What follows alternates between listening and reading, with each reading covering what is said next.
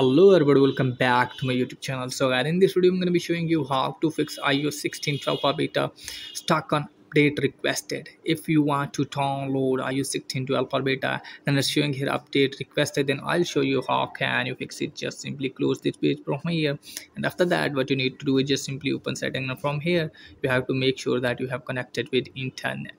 And if you're using Wi-Fi, you have to tap on Wi-Fi, and from here you have to turn off your Wi-Fi and then you have to turn it on, and from here you have to forget your network and then you have to re-enter it and then check whether your phone has been fixed or not.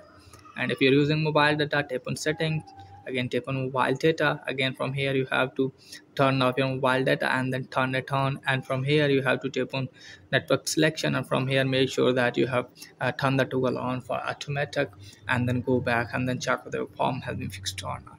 And if the console is there, then what you need to do is just simply open settings, scroll it on, and from here you have to turn the aeroplane mode at least for the 60 seconds, and then you have to turn it off and then check whether your phone has been fixed or not.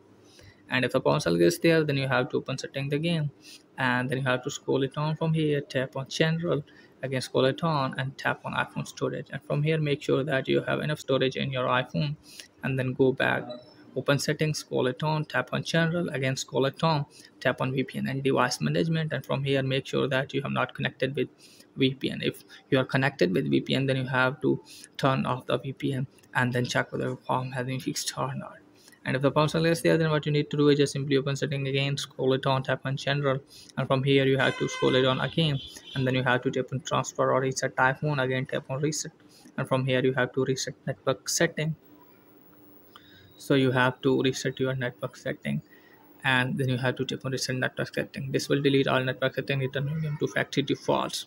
And after that what you need to do is just simply check whether your phone has been fixed or not.